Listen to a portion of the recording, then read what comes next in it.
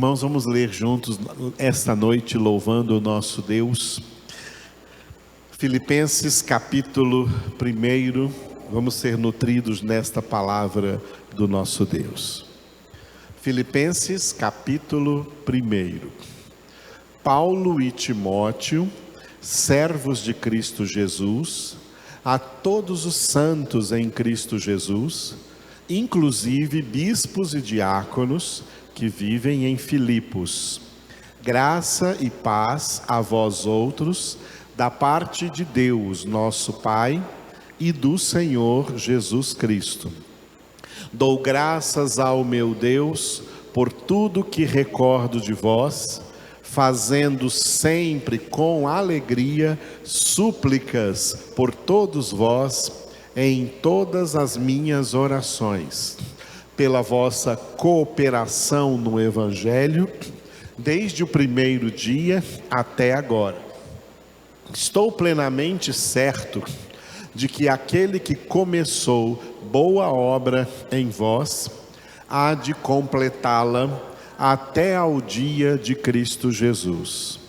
Aliás, é justo que eu assim pense de todos vós, porque vos trago no coração, seja nas minhas algemas, seja na defesa e confirmação do Evangelho, pois todos sois participantes da graça comigo. Pois minha testemunha é Deus, da saudade que tenho de todos vós, na terna misericórdia de Cristo Jesus.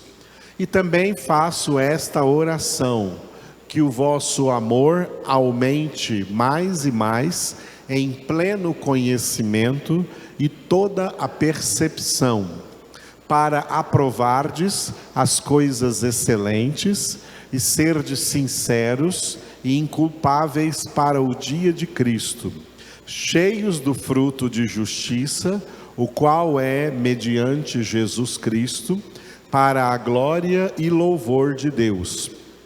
Quero ainda, irmãos, cientificar-vos de que as coisas que me aconteceram têm antes contribuído para o progresso do Evangelho, de maneira que as minhas cadeias em Cristo se tornaram conhecidas de toda a guarda pretoriana e de todos os demais. E a maioria dos irmãos, estimulados no Senhor por minhas algemas, ousam falar com mais desassombro a palavra de Deus. Alguns, efetivamente, proclamam a Cristo por inveja e porfia. Outros, porém, o fazem de boa vontade. Estes, por amor, sabendo que estou incumbido da defesa do Evangelho. Aqueles, contudo, pregam a Cristo por discórdia, insinceramente, julgando suscitar tribulação às minhas cadeias.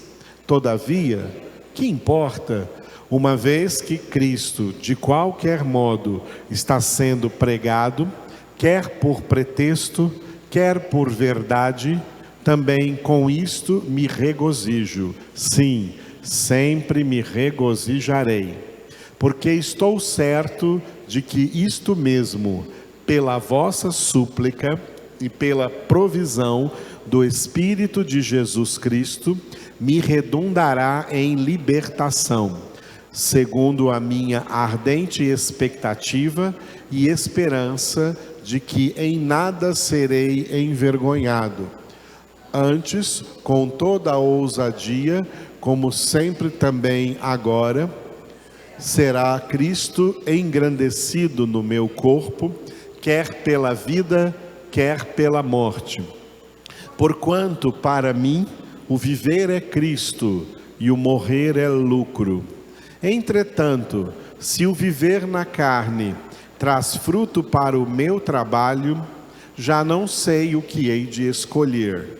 Ora, de um e outro lado, estou constrangido, tendo o desejo de partir e estar com Cristo, o que é incomparavelmente melhor, mas por vossa causa é mais necessário permanecer na carne.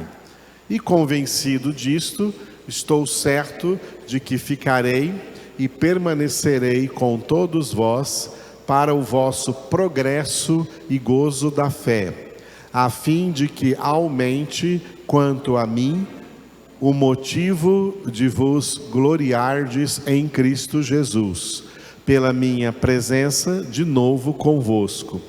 Vivei acima de tudo, por modo digno do Evangelho de Cristo, para que, ou indo ver-vos, ou estando ausente, ouça no tocante a vós outros, que estáis firmes em um só Espírito, como uma só alma, lutando juntos pela fé evangélica, e que em nada estáis intimidados pelos adversários, pois o que é para eles prova evidente de perdição, é para vós outros de salvação, e isto da parte de Deus, porque vos foi concedida a graça de padecerdes por Cristo, e não somente de crerdes nele, pois tendes o mesmo combate que vistes em mim, e ainda agora ouvis que é o meu. Aleluia, glória a Deus. O texto que nós vamos meditar nessa noite, nessa carta aos Filipenses, tem esse título, repita depois de mim: Deus completará.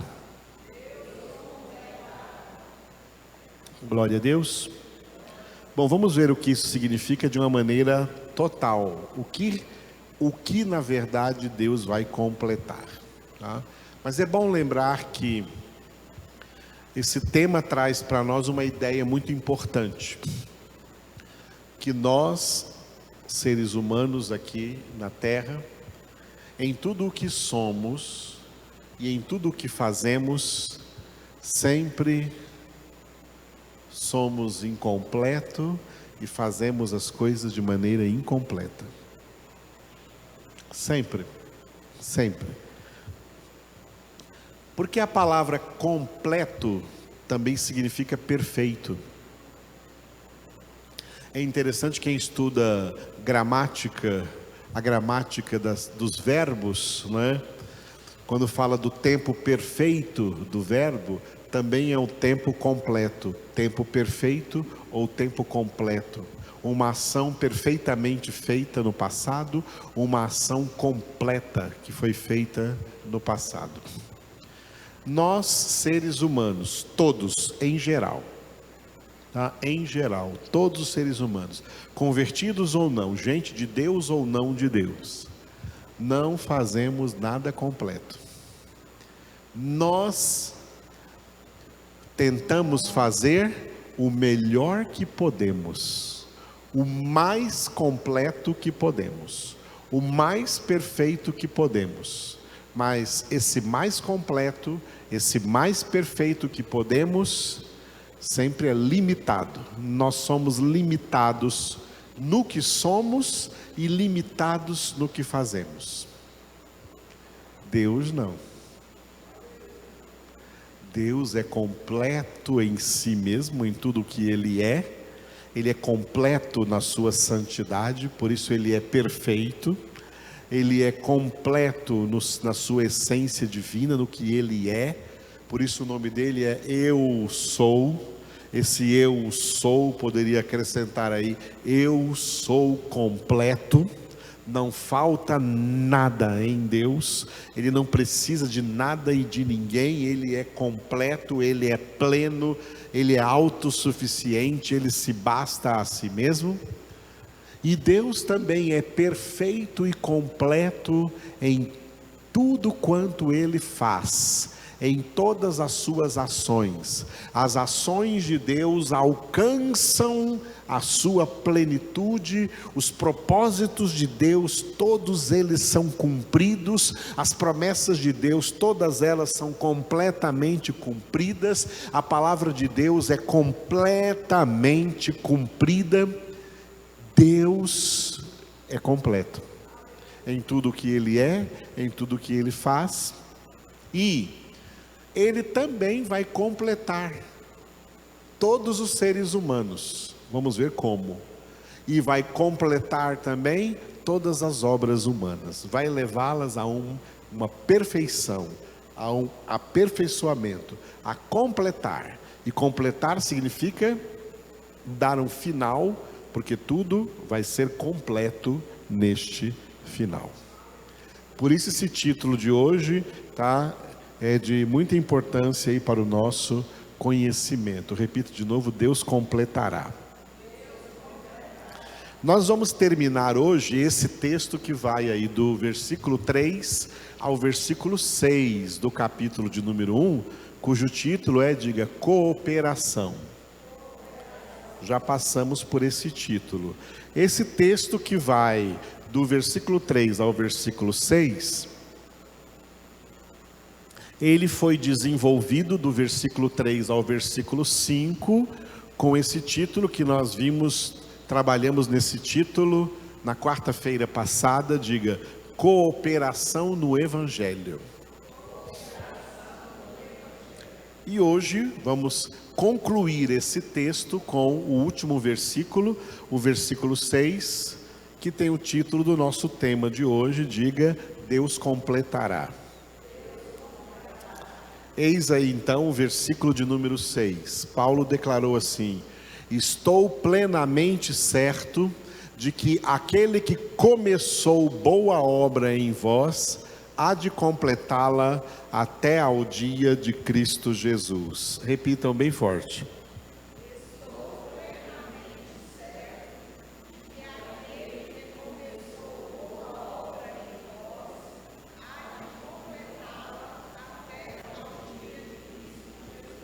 Aleluia.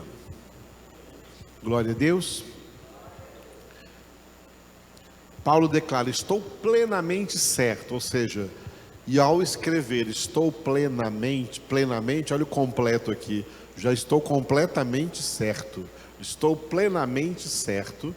Ao escrever isso, Paulo estava sob a inspiração do Espírito Santo, porque isso agora é palavra de Deus. Então, realmente, Deus trouxe ao espírito do apóstolo Paulo, do homem apóstolo Paulo, um homem de Deus, a certeza plena, a certeza completa de que Deus, que começou em cada um de nós essa boa obra da nossa salvação, Ele vai completá-la. Ele vai completá-la. Hoje nós estamos em santificação, mas quando Ele completar, nós estaremos completamente santos, seremos completamente santos. Hoje nós estamos em transformação, mas quando Ele completar essa transformação, nós seremos completamente transformados na perfeita imagem do Filho de Deus, para que Ele seja o primogênito entre muitos irmãos lá na glória. Romanos 8, 29 e 30, a imagem do Filho. Deus vai completar tudo isso. Mas tem muito mais coisas que Deus completará, e por isso eu preparei para vocês alguns slides sobre isso. Olha, primeira frase que está aí, que vocês vão repetir depois de mim: Deus completará seus propósitos, conduzindo tudo e todos ao seu devido destino definitivo. Leiam.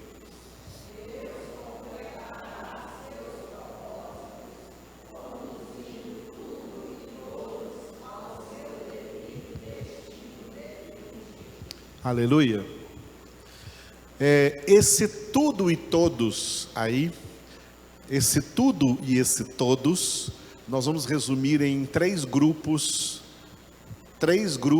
de elementos, nos quais a criação toda de Deus, todo o universo criado e todos os seres viventes estão envolvidos.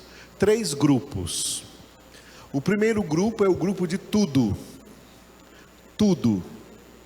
Tudo aqui, essa palavra tudo aí nessa frase, representa todo o universo visível criado. Tudo que Deus criou, né? Tudo que Deus criou, como disse no versículo, é uma boa obra. Quando Deus criou, por 6 vezes ele disse que viu que tudo era bom. E quando terminou a criação, no 6º dia, ele viu que tudo era muito bom. A criação foi uma boa obra, é uma boa obra de Deus, uma boa obra de Deus, mas Ele vai conduzir toda essa criação, todo esse universo, que pode ser entendido nos 3 reinos da natureza, o maior deles o mineral, e os 2 menores o animal e o vegetal. Esse tudo, esse cosmo, esse universo visível, tá? Com esses seres animais irracionais, com as plantas, os vegetais, com todos os minérios que se encontram na Terra e no espaço, astros, estrelas, cometas, asteroides, planetas, galáxias, tudo isso Deus está conduzindo ao seu destino definitivo. Qual é o destino definitivo do universo visível criado? É voltar para a inexistência. Nada disso existia e Deus chamou a existência. Deus criou. Tudo foi feito por Ele e sem Ele, nada do que foi feito se fez. E assim como Ele chamou tudo à existência, Deus vai chamar de volta a inexistência. O universo vai passar, a terra vai passar. O mesmo céu e terra que está em Gênesis capítulo 1, versículo 1, no princípio criou Deus o céu e a terra, está também no versículo que Jesus disse nos evangelhos: passará o céu e a terra, mas as minhas palavras jamais passarão. O céu e a terra que passará é esse tudo aí, esse tudo, todo o universo, tudo que existe, toda a criação cosmológica, toda a criação visível vai deixar de existir. Vai deixar de existir, vai acabar. Quando a gente lê no Apocalipse, a gente já vê algumas pistas disso. Escrito lá no Apocalipse, né? Quando chegar aquela hora lá, as pessoas vão olhar assim e o mar já não existia. Os céus se enrolaram como uma folha de papiro, as estrelas caíram à terra, os montes desabaram, as ilhas desapareceram.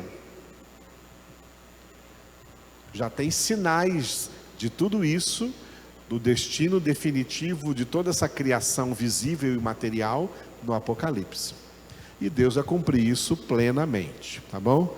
Conduzindo tudo que existe ao seu destino, ao seu devido destino definitivo, e o devido destino definitivo de todo o universo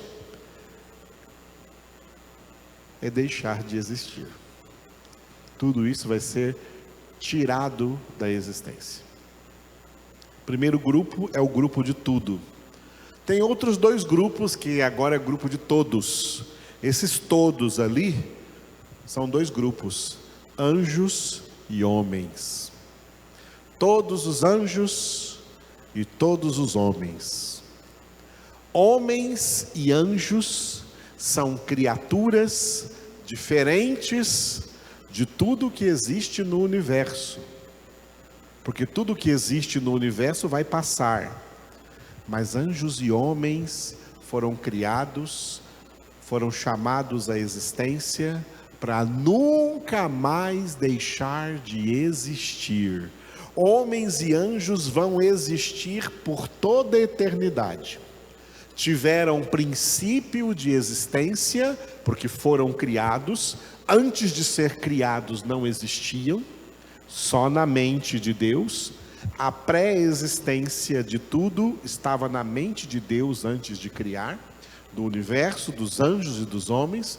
Pré-existiram na mente de Deus, no propósito de Deus, mas tiveram existência de fato a partir da sua criação, e assim homens e anjos existirão para sempre e estão agora sendo conduzidos por Deus ao seu devido destino definitivo. O devido destino definitivo dos anjos decaídos, Satanás e os demônios, é o lago de fogo e de enxofre. O devido destino definitivo dos anjos santos é a glória de Deus nos céus, habitar nos céus. O destino definitivo de todos os pecadores condenados é o mesmo destino de Satanás e os demônios, o lago de fogo e de enxofre. E o destino definitivo daqueles que Deus escolheu antes da fundação do mundo em Cristo, para serem santos e irrepreensíveis diante dele, é a glória eterna, a casa do Pai, a nova Jerusalém. O que Deus completará? Deus completará seus propósitos com tudo e todos que existem nesses três grupos. Deus completará o seu propósito em todo o universo. Deus completará o seu propósito em todos os anjos santos e anjos decaídos, e Deus completará todos os seus propósitos em todos os homens condenados e homens salvos. Quando Deus tiver levado tudo e todos ao seu devido destino definitivo, então tudo e todos entrarão no que se chama de estado definitivo de todas as coisas na eternidade. Repita comigo: estado definitivo de todas as coisas na eternidade. O que vai existir na eternidade depois do fim do mundo, depois do fim dos tempos? Só dois lugares, só os dois estados, dois lugares que reterão os dois estados: o lago de fogo e de enxofre, o estado de condenação de homens pecadores, a maioria esmagadora da humanidade, junto com Satanás e os demônios, e o estado de salvação, o céu, a casa do Pai, a nova Jerusalém, onde nada impuro entrará. Por isso que para entrar lá temos que perseverar até o fim na nossa santificação, sem a qual ninguém verá o Senhor. Então, primeiro ponto aqui da nossa reflexão de hoje: Deus completará seus propósitos, conduzindo tudo e todos ao seu devido destino definitivo. Glória a Deus. Entenda isso, saiba disso e creia nisso, porque isso está afirmado e reafirmado em todo o contexto da Bíblia Sagrada, da Palavra de Deus. Mas Deus tem um propósito principal. De todos os seus propósitos, aqui está o principal propósito de Deus. Deus completará o seu principal propósito, conduzindo os seus eleitos à glória eterna. Repita.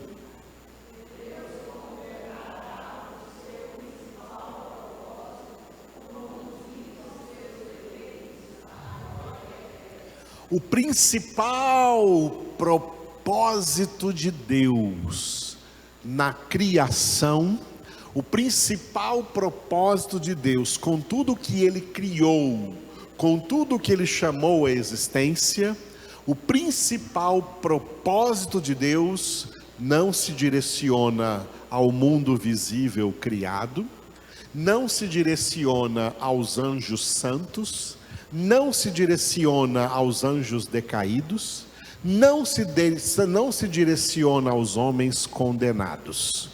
O principal, o mais alto propósito que Deus estabeleceu antes da fundação do mundo foi o propósito da salvação dos seus eleitos.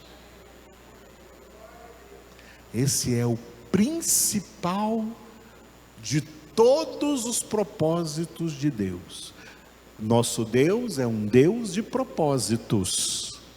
Deus não faz nada sem ter algum propósito. Deus não realiza nada sem ter algum propósito. Deus não criou nada se não tivesse propósito. Tudo que Deus criou, desde o micro até o macrocosmo, cada elemento, cada átomo, cada molécula, cada germen, cada vírus, cada planeta, cada astro, cada estrela, cada homem, cada animal ou vegetal ou mineral, tudo Deus criou com propósitos. Mas o maior e mais excelente propósito de Deus, que Ele completará, é a salvação dos seus eleitos. Pode dizer glória a Deus, irmãos. Não é pecado não, dizer glória a Deus é bom, né? Pode ser pecado dizer outras coisas. Diga aleluia, glória a Deus. Diga obrigado, Senhor. Eu não mereço ser um eleito. Mas se eu sou, é por graça imerecida.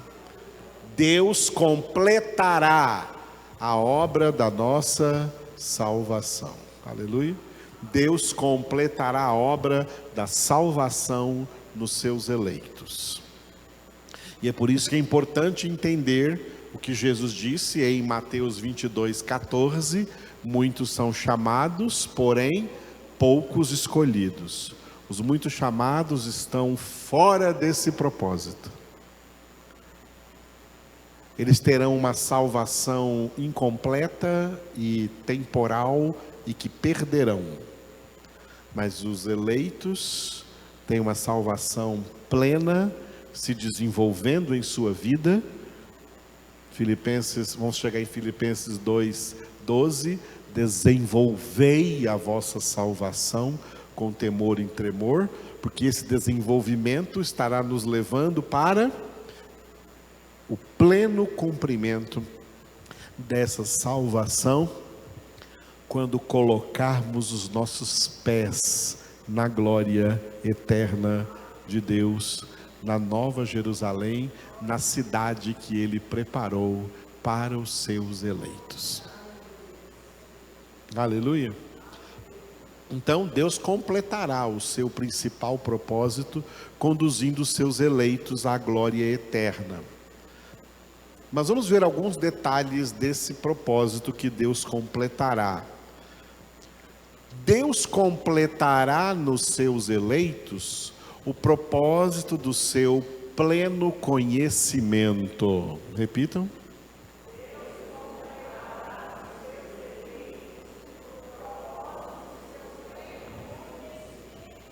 Aleluia. O propósito primordial de Deus, antes da fundação do mundo, quando Deus decidiu criar todas as coisas, Ele pensou no homem. Ele pensou no homem. Deus quis criar um ser para fazer com esse ser tudo isso que eu coloquei aqui nesse próximo slide, 4 palavrinhas: revelação, conhecimento, amor, adoração. Começando com revelação. Quando Deus pensou em criar o homem, Deus pensou assim: eu vou criar um ser para eu, Deus, me revelar a ele. Eu vou criar um ser e eu vou me mostrar para esse ser. Eu vou me apresentar para esse ser. Eu vou me revelar para ele. Esse homem que eu vou criar, eu estou criando para ele me conhecer através da minha própria revelação. Eu vou me revelar a ele e o resultado da revelação será conhecimento. Diga, revelação gera conhecimento. Aprenda isso definitivamente nessa noite. Ninguém em absoluto conhece a Deus se não for por revelação íntima, interna e pessoal do próprio Deus. Existe um grande engano aí no meio das igrejas, pensando que o ministério da pregação é para que as pessoas conheçam a Deus. Não é. O ministério da pregação, Jesus disse em Mateus 24, 14, é para dar testemunho. Este evangelho do reino será pregado a todas as nações para lhes servir de testemunho. Porque um pregador não consegue fazer com que outra pessoa a quem ele estiver pregando conheça a Deus. O pregador só pode pregar e só pode testemunhar, dar o seu testemunho de que ele conhece a Deus. Mas as pessoas que o ouvirem, dentre as pessoas que ouvirem esse pregador, só irão verdadeiramente ser convertidas aquelas às quais o próprio Deus se revelar. Por isso, se alguém, um crente, prega o evangelho para uma pessoa e essa pessoa é convertida, esse crente que pregou para ela não tem nenhuma glória. E como erroneamente falam as igrejas por aí, e os crentes acham, esse crente não ganhou essa pessoa para Cristo. Ninguém ganha ninguém para Cristo. Ninguém ganha ninguém para Deus. Quem ganha é Jesus. No livro de Provérbios está escrito: o justo que ganha almas é sábio. Esse justo é Jesus.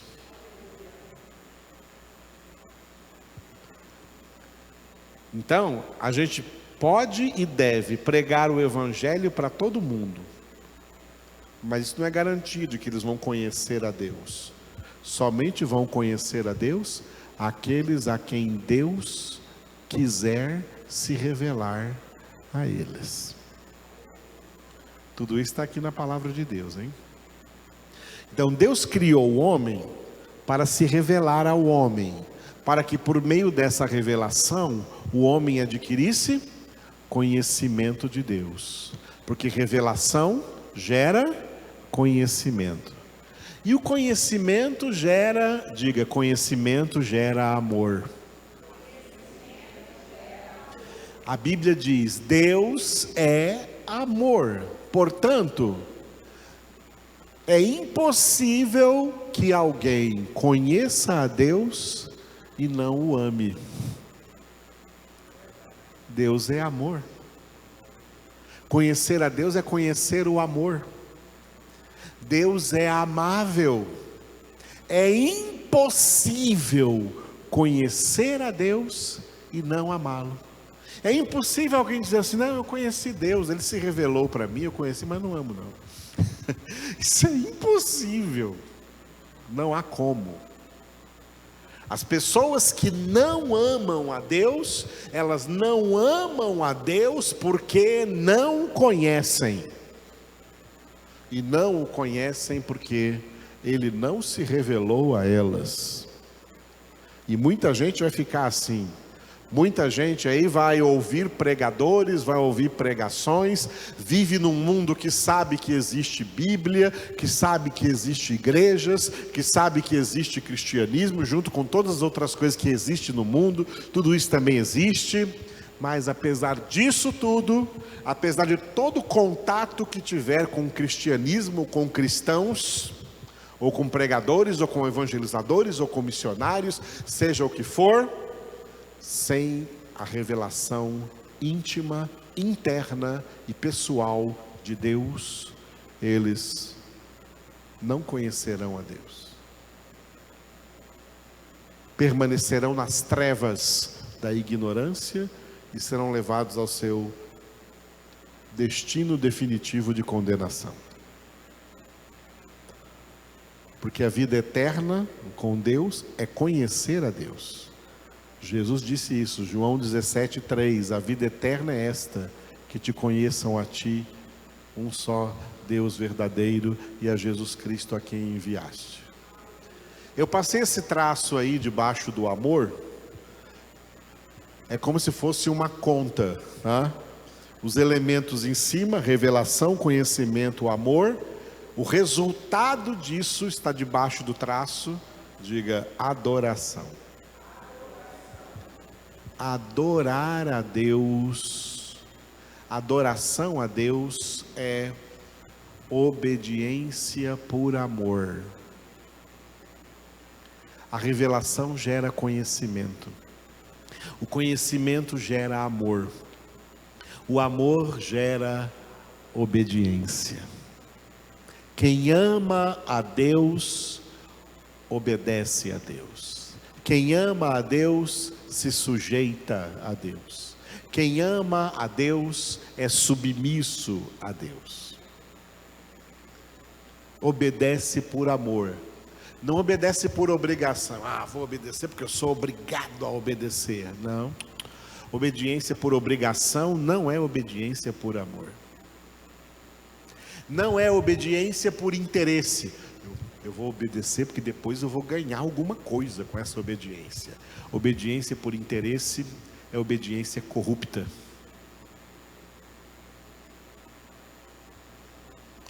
A obediência perfeita, a obediência correta, a obediência que Deus requer, é obediência por amor. Foi essa obediência que nós vimos em Jesus, quando ele viveu na terra. Ele foi em tudo obediente ao Pai, até a morte e morte de cruz. Por que Jesus foi obediente ao Pai? Porque ele conhece o Pai. E conhecendo o Pai, ele ama o Pai. E esse amor gera obediência. Obediência é a adoração em espírito e em verdade que Deus procura. Os hereges que invadiram as igrejas com suas heresias nos últimos 43 anos foram usados pelo diabo para convencer os crentes que adoração é música, que adoração é cantar ou tocar. Quem canta e toca em igreja é adorador. Mentira! Deus não está procurando verdadeiros músicos. Ele está procurando verdadeiros filhos obedientes, pessoas que o obedeçam.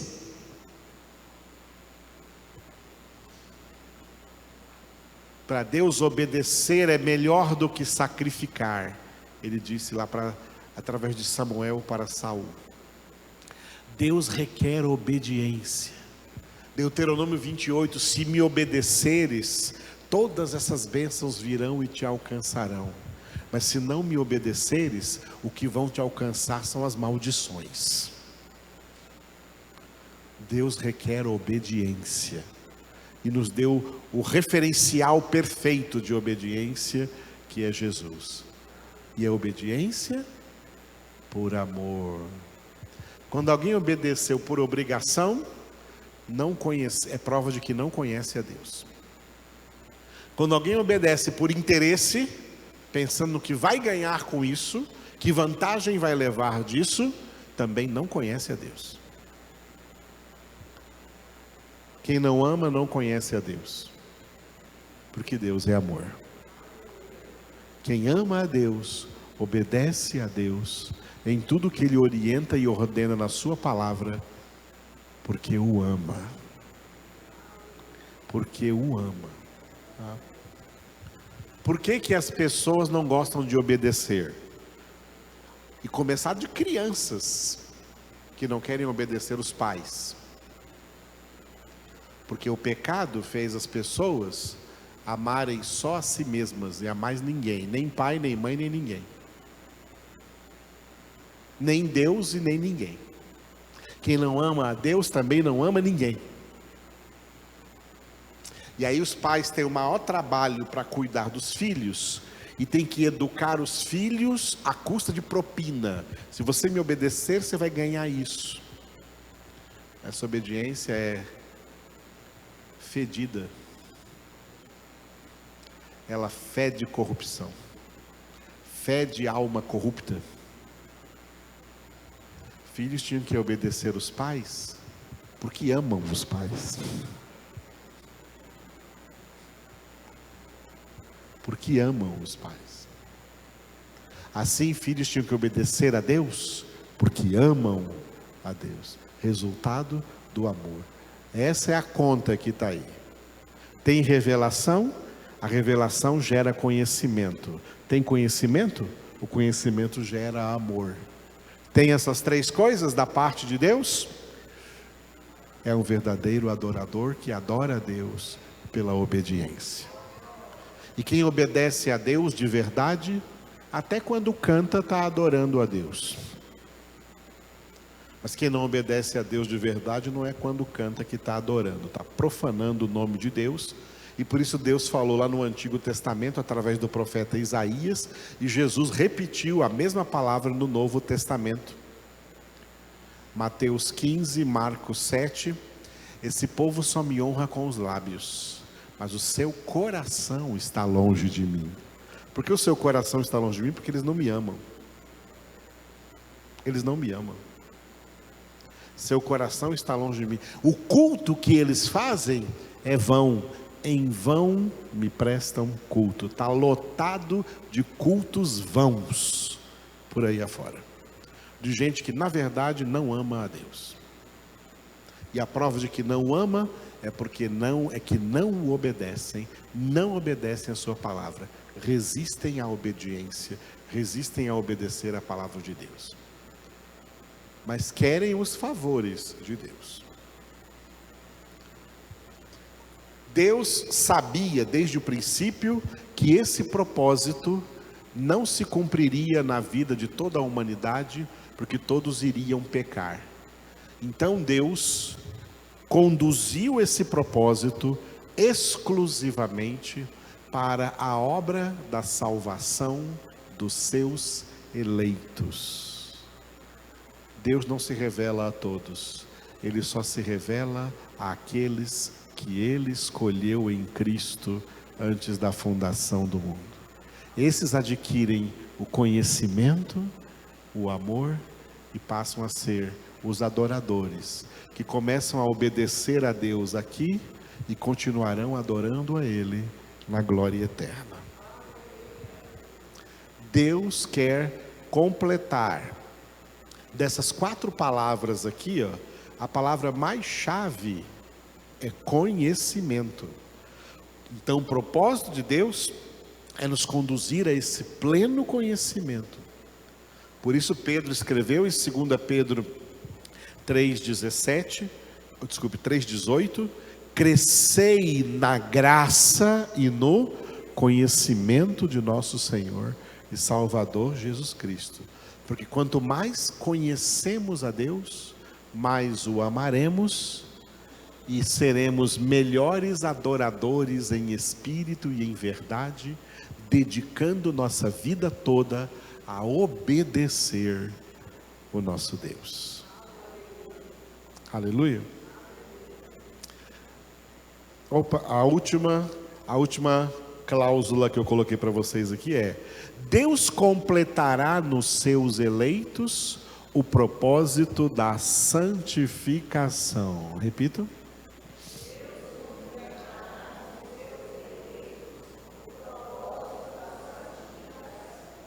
Aleluia.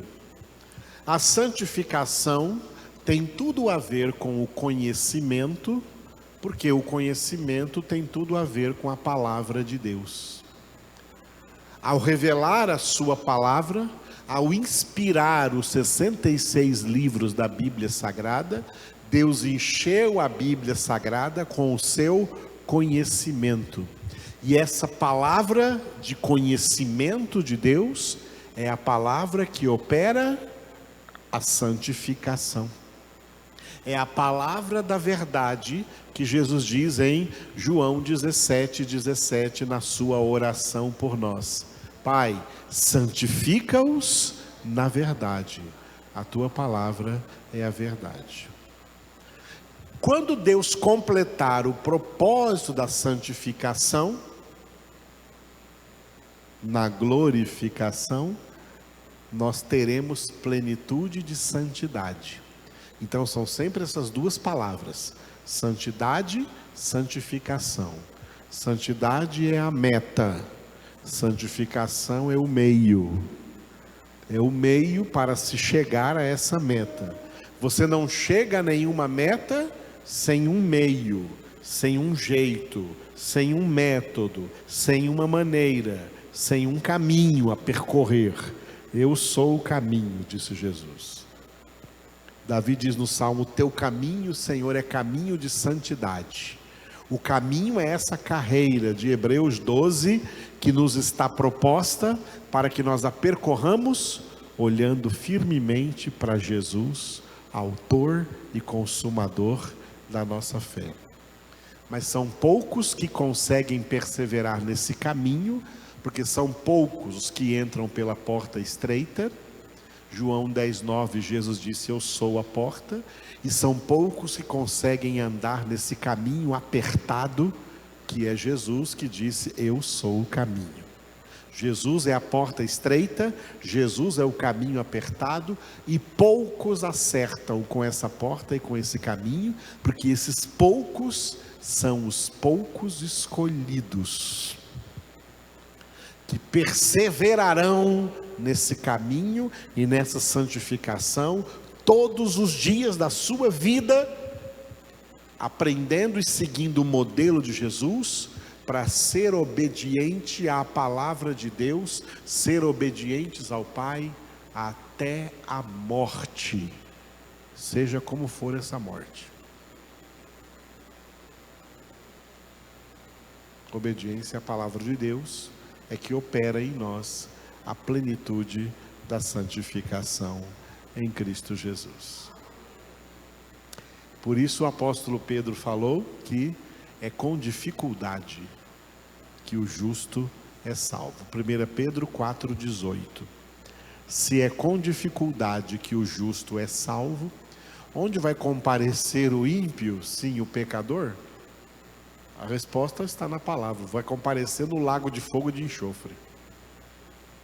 No céu só comparecerão os eleitos de Deus, que provaram ser eleitos de Deus, como Pedro escreveu 2 Pedro capítulo 1, confirmaram a sua vocação e eleição através da sua perseverança no Senhor, e perseverança que só é possível no progresso do conhecimento de Deus na sua palavra.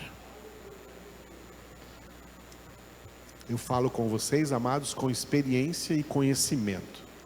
A maioria dos crentes, incluindo pastores das igrejas que estão por aí, não tem conhecimento necessário, não tem conhecimento suficiente e não estão conhecendo mais nada. Estão só vivendo um ritualismo religioso templário, só fazendo um comércio de igrejas, até comércio de crentes, Sabia que tem pastores que vendem igrejas cheias? Que vende para outros pastores: eu tenho uma igreja com 200 membros, 200 dizimistas, tá? Eu vendo por você, você pode pagar aí, vamos fazer um financiamento. Sabia que existe isso? Vocês estão rindo? Acho engraçado? Isso é um escândalo. Isso é um escândalo. Está cheio de salafrário com título de pastor por aí. Pastor, bispo, apóstolo, homens de Belial indo para o inferno e são cegos. E o que Jesus disse de cegos? Que um cego não pode guiar a outro cego. Ambos caem no abismo. Assim estão muitas igrejas, que não devia nem ter nome de igrejas, porque não tem honra nenhuma em ser igreja e não ser a igreja que Cristo edifica sobre a rocha e da palavra, e as portas do inferno não prevalecerão contra ela. Deus completará a obra, a boa obra que começou nos seus eleitos.